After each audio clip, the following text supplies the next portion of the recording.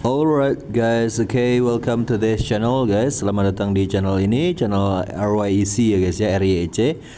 For now we will discuss about grammar guys. Nah, hari ini kita bakalan belajar tentang grammar. Apa itu grammar? Grammar itu tata bahasa. Tata bahasa. Sekarang di chapter 1 dulu ya. Nanti kalian lanjutin ke chapter-chapter selanjutnya. Yang sekarang chapter 1 dulu. Chapter 1 ini ada part of speech ya. Part of speech dalam grammar bahasa Inggris itu adalah kategori yang digunakan untuk mengklasifikasikan kata-kata ya guys ya, berdasarkan fungsinya, berdasarkan perannya dalam suatu kalimat gitu ya. Kalau part of speech itu ada 8 ya guys ya jenisnya, yaitu noun, pronoun, verb, adjective, adverb, preposition, conjunction, sama interjection. Kalau kalian mau ngapalin dengan cepat, ingat-ingat aja pancavip ya guys ya, pancavip ya. P-nya itu pronoun, kata ganti, A-nya itu adjective, kata sifat, N-nya itu kata benda, noun ya, C-nya itu conjunction, kata sambung, A-nya lagi adverb, kata keterangan, terus V-nya itu verb, kata kerja, I-nya itu interjection, kata seru, sama P-nya ya, preposition, kata depan. Alright, okay. Sekarang kita langsung aja bahas ke masing-masingnya ya. Ini nggak berurutan pancavip ya guys ya. Dari noun dulu. Oke, noun itu kata benda guys. Noun adalah kata yang merujuk pada orang, tempat, benda atau ide ya guys ya. Noun dapat dibagi menjadi beberapa kategori. Ada yang common, ada yang proper, ada yang abstract, sama concrete. Kita bahas satu-satu. Common nouns itu adalah kata benda umum ya guys ya, yang tidak spesifik. Umum tidak spesifik gimana? Contohnya gini guys. Kota, umpamanya kalian bilang kota. Kota itu umum, kota bisa Jakarta, bisa Surabaya, bisa Palembang ya kan. Tapi kalau kalian sebut Surabaya, nah itu spesifik ya kan. Kalau kita nyebut kota itu umum aja, umum. Kalau kalian sebut Palembang, nah itu spesifik. Umpamanya saya bilang orang, nah itu umum. Kalau kalian bilang Rudi, nah itu spesifik gitu ya guys ya, maksudnya gitu. Oke, common nouns, kata benda umum yang tidak spesifik seperti book, buku, teacher, guru, city, kota, dan car, ya kan, mobil ya. Oke, proper nouns, sekarang proper nouns itu yang spesifik berarti ya, nama khusus yang selalu diawali dengan huruf kapital. Nama khusus seperti John, ya, nama orang Paris, nama kota, dan Indonesia, nama negara, gitu guys ya. Oke. Berarti umpamanya saya mau nulis city itu kecil aja sir. Iya, the city kecil, the village kecil ya kan. V-nya kecil, city C-nya kecil gitu guys. Nah tapi kalau dia memang di paling depan ya ini dong gede dong, karena kan pertama kali huruf paling depan kan pasti gede kan. Alright. Tapi kalau nemu kayak proper noun gitu guys di kalimatnya. I wanna meet with, saya ingin bertemu siapa gitu ya. I wanna meet with Rudy ya. R-nya di Rudy itu digedein karena dia proper noun itu harus gede ya guys ya. Kayak John, I wanna meet with John kayak gitu, J-nya gede. I wanna go to Paris, P-nya gede gitu guys. I'm from Indonesia, I-nya gede gitu guys ya. Terus yang selanjutnya ada abstract nouns. Abstrak ya nggak bisa dilihat atau disentuh guys, pokoknya nggak bisa dilihat disentuh lah. Kayak kebahagiaan. Emang kalian bisa lihat kebahagiaan bentuknya gimana? Kebahagiaan, kesetiaan, keimanan, cinta gimana bentuknya? Kan nggak bisa. Itu hanya bisa dirasakan kan. Nah itu namanya abstract nouns. Seperti happiness, love, freedom. Happiness kebahagiaan, love cinta, dan freedom kebebasan. Alright. Terus ada concrete nouns. Concrete ya bisa dirasakan panca indera. Ya kayak apple, dog, school, drink, food, apa aja yang bisa dirasakan panca indera ini banyak banget ya. Oke, terus yang nomor 2 adalah pronoun. Pronoun itu kata ganti guys. Kenapa harus diganti-ganti sir? Gini, biar kita nggak ngulang-ngulang. Gini guys, saya berteman dengan Rudy. Rudy orangnya baik. Rudy punya sepeda motor. Rudy sangat mencintai atau menyayangi sepeda motornya. Rudy sangat pintar. Itu kebanyakan Rudy guys. Ya, Rudy-nya bisa diganti dengan kata dia. Ya, saya berteman dengan Rudy. Dia sangat pintar. Dia suka motor segala macam. Biar untuk menggantikan ini ya, si Rudy-nya, dianya itu. Ya, itu masih simpel kalau cuman Rudy. Coba kalau banyak orang kayak Doni, Dino, Rudi, Andre, kan gampang kalau kita bisa gantikan dengan kata mereka, kan lebih simple nanti ditulisnya guys ya. Oke, langsung aja. Oke, alright. Pronoun digunakan untuk menggantikan noun. Kata ganti digunakan untuk menggantikan kata benda agar tidak terjadi pengulangan ya guys ya. Jenis-jenis pronoun atau kata ganti itu meliputi ada personal pronouns. Personal pronouns itu ya personal gitu ya, menggantikan nama orang seperti saya, kamu, saya, kamu, dia cowok, dia cewek, dia benda, kita, dan mereka. I, you, he, she, it, we, they ya guys ya. Ada possessive pronouns, kata ganti kepemilikan, menunjukkan kepemilikan seperti mine. Itu punya saya, that's mine. Gitu bisa guys. Alright. Punya siapa ini? Yeah, that's yours. Itu kan punyamu, that's yours. Gitu bisa juga.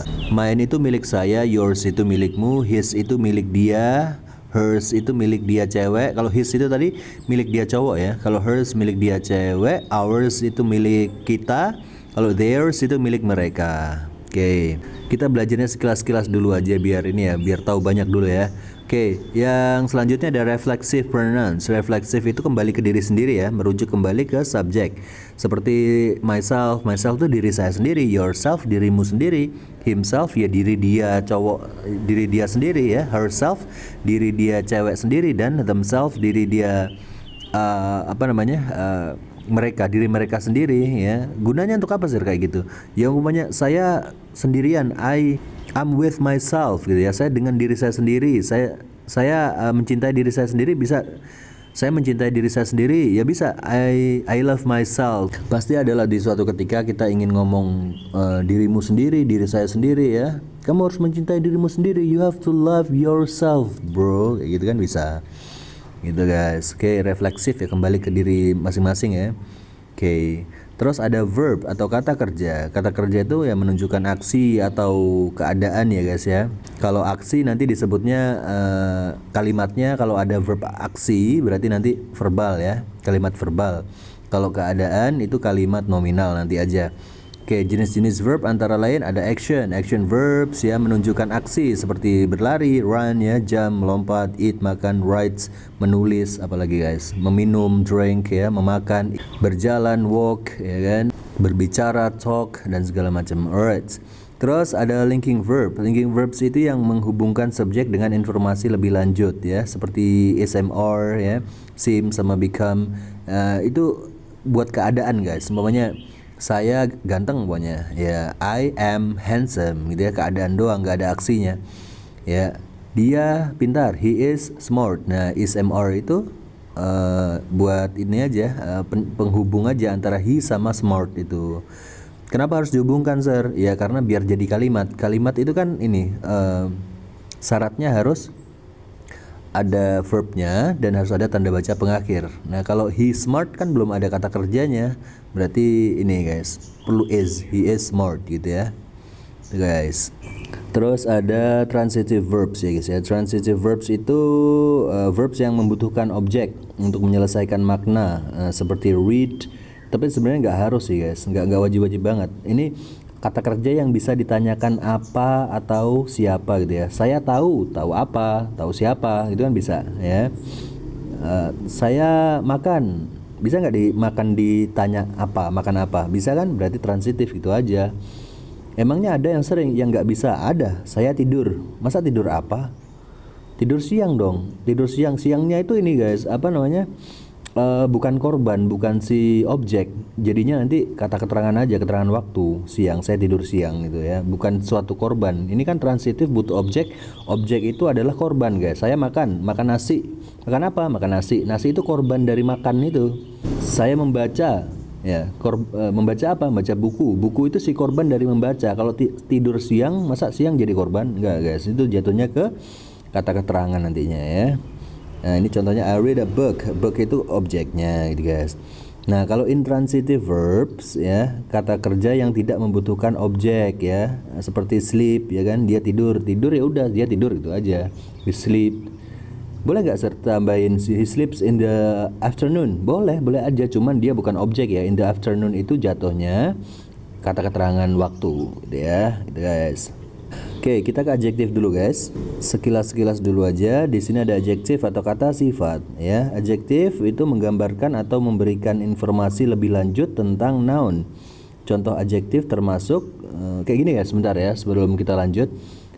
Adjektif itu kata sifat yang menjelaskan ke benda ya guys ya. Umpamanya kalian mau ngomong mobil gitu doang kan, tapi kalian mau tambahin mobil yang mahal umpamanya. Nah, mahal itu jadi adjektif. Expensive car ya. Expensive-nya itu menjelaskan ke car-nya gitu. Expensive-nya yang adjektif yang mana, Sir? Expensive-nya menjelaskan ke car yang berupa noun atau kata benda. Wanita cantik ya. Cewek cantik lah umpamanya ya. Ya, beautiful girl. Kata sifatnya adalah beautiful-nya itu guys. Itu yang disebut kata sifat ya. Adjektif menggambarkan atau memberikan informasi lebih lanjut tentang noun, ya menambahkan ya. Contoh adjektif termasuk descriptive adjective menggambarkan sifat seperti tall, beautiful, smart gitu ya. Oke, sekarang quantitative adjectives, right? Menunjukkan jumlah seperti some, beberapa, many, banyak, much, banyak juga tapi untuk benda yang nggak bisa dihitung ya. Dan few itu sedikit untuk benda yang bisa dihitung. Kalau sedikit yang nggak bisa dihitung tuh little, pakainya little. Oke, nanti aja itu. Terus demonstrative adjectives menunjukkan posisi atau lokasi seperti this, that, these, those ya. Ini, this itu ini, that itu. Kalau ininya banyak, these, right? These.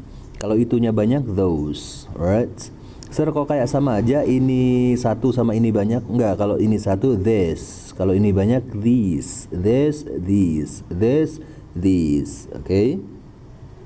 Terus yang selanjutnya ada adverb atau kata keterangan. Jadi adverb itu memberikan informasi lebih lanjut tentang verb, adjective atau adverb lainnya. Jadi dia menjelaskan ke tiga hal. Bisa ke verb, ke kata kerja, bisa ke adjective, kata sifat atau adverb lainnya ya.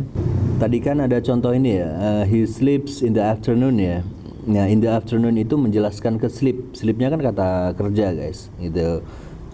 In the afternoon-nya menjelaskan ke sleep gitu. Adverb ada banyak ya guys. Ada adverb of manner menjelaskan cara seperti quickly, slowly, carefully ya kan. Quickly itu dengan cepat, slowly dengan lambat, carefully itu dengan hati-hati ya. Ada juga adverb of time, kata keterangan waktu menunjukkan waktu seperti yesterday, kemarin, now, sekarang, dan soon. Soon itu ini ya, segera ya. Terus ada adverb of frequency menunjukkan tingkat keseringan atau frekuensi ya guys ya, seperti always, selalu, often. Often itu ini sering, dan sometimes itu kadang-kadang gitu. Ada juga preposition. Preposition itu kata depan ya guys ya. Preposition itu menunjukkan hubungan antara noun atau pronoun dengan kata lain dalam kalimat. Menunjukkan hubungan antara noun atau pronoun dengan kata lain di dalam kalimat. Oke. Bentar ya, contoh preposisi termasuk in, on, at, between, dan with, dan masih banyak lagi contoh penggunaannya ya, langsung aja. The book is on the table. Nah, antara buku sama table itu ada on di situ guys, sebagai preposisi ya. On itu berarti nempel ya, nempel di meja. Nah, nanti kalau kalian belajar grammar lebih luas lagi nanti ada on, ada above. Kalau above itu bukunya nggak nempel di atas meja kayak digantung itu di atas meja gitu ya. Kalau dia nempel benar-benar di atas meja itu on the table. Ya, ambilkan HP saya di meja. Take my phone on the table gitu ya. Ambilin HP saya di meja itu yang nempel di meja. Oke, terus she walked to the park ya. Dia berjalan ke taman ya. To-nya itu jadi preposisi, to ke ya kan. They are sitting in the car. Mereka duduk di mobil. In itu di ya kan, di mobil, di dalam mobil gitu guys. Preposisi itu kayak gitu. Kayak kalian biasa ngomong by the way, by-nya itu jadi preposisi guys, kata depan ya. On the way dan segala macam. Terus ada conjunction, kata sambung. Apa itu? Conjunction menghubungkan kata, frase atau klausa ya guys ya. Kalau kata ya satu-satu kayak cantik mobil, cantik, cewek, buku, sekolahan. Ya kalau satu persatu ngomongnya itu kata ya, per kata gitu ya. Kalau frase itu gabungan kayak cewek cantik, buku besar, mobil mewah, itu frase namanya. Kalau klausa itu ada dua guys ya. Ada klausa utama, jadi dia pembentuk kalimat aja. Umpamanya saya makan nasi karena saya lapar. Saya makan nasi itu adalah klausa utama ya. Karena saya lapar itu anak ya, klausa bantu. Anak-anak kalimat ya. Klausa itu terdiri antara induk kalimat sama anak kalimat, gitu aja sih. Sebentar, kita ke jenis-jenis kata sambungnya dulu. Jenis-jenis conjunction meliputi ada coordinating conjunction yang menghubungkan elemen yang setara seperti and, but, or, nor, for, so, dan yet. And itu dan, but itu tapi, or itu atau ya, nor itu ini dan tidak ya kan, for itu karena ya. Kok karena sir, bukannya because? Bisa juga for, bisa juga karena guys. So itu jadi, yet itu tapi ya. But bisa yet kan. Nanti aja itu ya guys ya. Pokoknya gini, kalau setara coordinating itu maksudnya menghubungkan dua hal yang setara. Umpamanya saya makan nasi dan rendang, itu setara tuh. Nasi sama rendang kan makanan, sama-sama kata bendanya, sama-sama kata benda. Umpamanya saya suka catur dan domino umpamanya, itu kan sama-sama kata bendanya. Saya suka anggur dan jeruk, sama-sama kata bendanya. Coba kalau nggak setara, kayak satunya kata benda, satunya kata kerja. Saya suka anggur dan berenang, nggak setara ya, bingung, orang jadi bingung gitu guys ya. Nanti aja itu ya. Oke, subordinating conjunction dulu. Subordinating conjunction itu menghubungkan klausa utama dengan klausa subordinate. Klausa utama itu yang induk kalimat itu. Kalau klausa subordinate itu anak kalimat lah intinya gitu ya. Seperti kata because, ya saya makan karena saya lapar kan, because ada because-nya. I eat because I'm hungry kan, saya makan karena saya lapar. I eat because, ya kan, ada kata karenanya, because I'm hungry. Although itu meskipun ya. Saya suka kamu meskipun kamu jahat. I like you although you are cruel, bisa juga. If itu jika, when itu kapan atau ketika, nanti aja ya guys ya. Terus yang terakhir ada interjection, kata seru. Interjection adalah kata atau frasa yang digunakan untuk mengekspresikan emosi atau reaksi ya guys ya. Kata seru lah intinya. Contoh interjection termasuk wow, oh, hey, hore, ya gitu ya. Pokoknya yang kayak gitu-gitu itu namanya interjection sih guys. Jarang muncul ya dalam grammar ya. Cuman ada pengklasifikasiannya, ada dia. Namanya interjection, kata seru. Interjection biasanya berdiri sendiri dan tidak terhubung dengan struktur kalimat lainnya. Alright. Oke, jadi kalian harus hafalin ya guys ya. Ke-8 ini part of speech ini, karena nanti bakalan keluar banyak tuh pelajarannya ya. Ya, dengan memahami part of speech ini kalian bisa membangun kalimat yang benar ya. Dan juga bisa membantu kalian untuk cepat paham sama kalimat gitu ya. Karena dalam bahasa Inggris itu kadang-kadang ini guys, kata-katanya tuh hampir sama-sama. Yang umpamanya ya, book itu bisa memesan, atau buku. Memesan bisa kayak kalian bilang booking a ticket. I wanna book a ticket. Kan booknya jadi memesan tiket. Bisa juga book itu artinya buku. Dengan memahami itu, umpamanya ada kata I book the book, ya saya memesan buku. Ya book yang pertama pasti kata kerja, book yang terakhir pasti kata benda. Oh, kalau book itu kalau jadi kata kerja artinya memesan, kalau jadi kata benda artinya buku. Nah, gampang, jadi cepat paham gitu guys ya. Alright, kayak gitu gunanya ya guys ya. Oke, kita bakalan sambung nanti ke ini ya guys ya, ke chapter 2. Di chapter 2 nanti ada verb ya. Kita bahas verb dulu. Pokoknya ikutin aja chapter-chapternya. Oke guys, thank you very much and don't forget to share this channel to all of your friends that learn English ya guysnya. Bagikan ke teman-temannya juga lagi belajar bahasa Inggris. Semoga bermanfaat guys and see you later. Alright, thank you. Lanjutin guys.